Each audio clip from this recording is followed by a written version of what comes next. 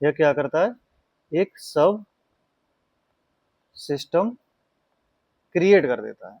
तो अगर मैंने कुछ भी कोई भी डाटा डेटाबेस में ऐड किया, ठीक है, हेलो किया, हेलो किया, या किसी का नेम किया, ठीक है, जितना भी डेटाबेस में मैं डेटा को स्टोर करूंगा, तो कुछ फ्यू सेकंड या कुछ फ्यू डे में वो डेटा क्या होगा, एक सब सिस्टम में स्टोर हो जाएगा। इसमें भी डेटा स्टोर होगा, एक सब सिस्टम में जाके भी डेटा स्टोर हो जाएगा। ठीक है, तो बैकअप अगर इजीली हमारे कोई एप्लीकेशन या सॉफ्टवेयर में प्रॉब्लम आती है, तो हम सब सिस्टम के थ्रू डेटा को बैकअप कर सकते हैं, डेटा को ले सकते हैं। ठीक है, तो ये बैकअप का हमारा एडवांटेज ऑफ डीबीएमएस बैकअप। ठीक, लास्ट जो पॉइंट है, मल्टीपल यूजर इंटरफेस। ठीक है, यहाँ क्या होता है, जो यूजर होते हैं उनके पास मल्टीपल इंटरफेस होता है। जैसे एक तो एप्लीकेशन इंटरफेस होता है, एक ग्राफिकली, एक एप्लीकेशन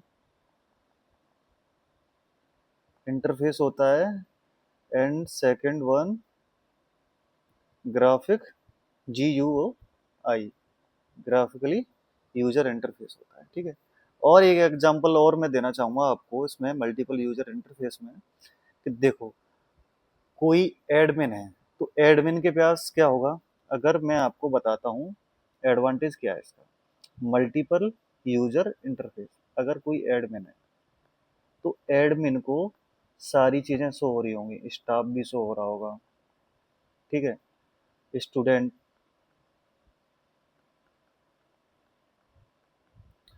एंड कुछ भी समझ लो आप, ठीक है, Z Y, जितने भी उस में डेटाबेस में सारी चीजें होंगी, वो एडमिन को क्या हो रही होंगी, शो हो रही होंगी। बट अगर कोई स्टाफ को, स्टाफ में क्या शो होगा, स्टाफ में ओनली एक्सेस दे दिया एडमिन ने कि स्टाफ केवल स्टूडेंट को देख पाएगा।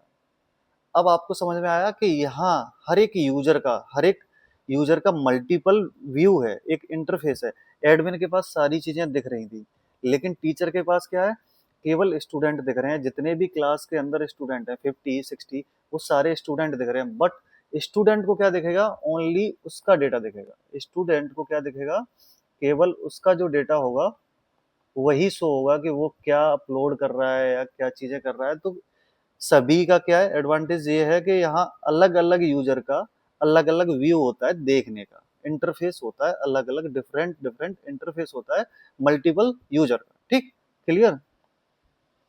नेक्स्ट अब डिस्कस करेंगे हम डिसएडवांटेज ऑफ डीबीएमएस।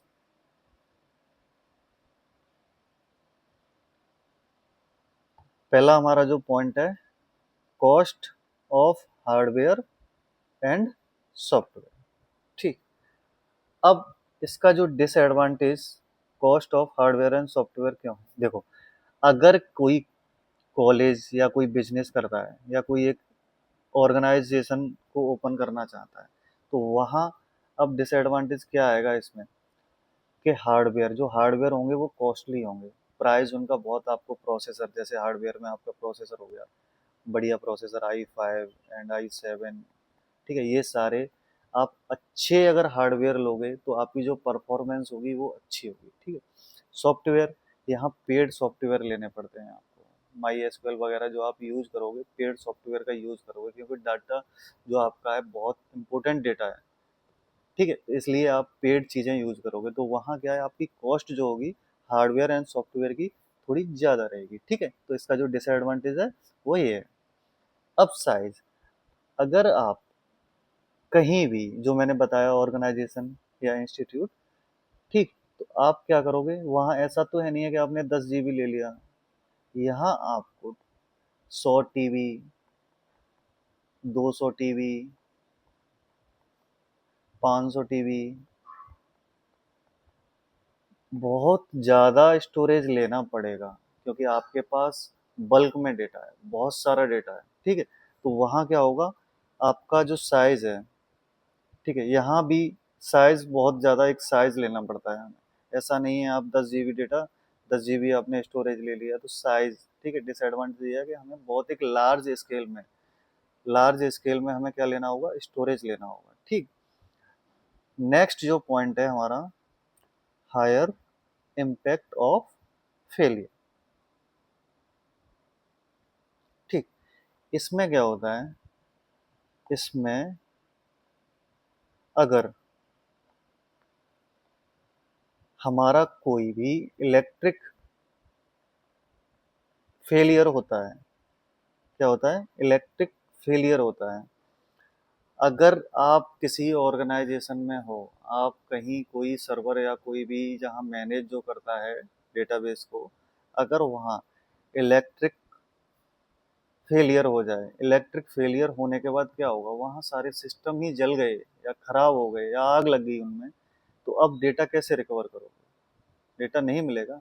तो इसका जो डिसएडवांटेज है वो यह भी है कि डेटा को एक हमें सारी चीज़ें हमें मैनेज करनी होंगी, एक टेम्परेचर को भी देखना होगा। ऐसा नहीं कि टेम्परेचर हाई हो रहा है तो गर्मी के कारण इलेक्ट्रिक शॉर्ट सर्किट हो सकता है।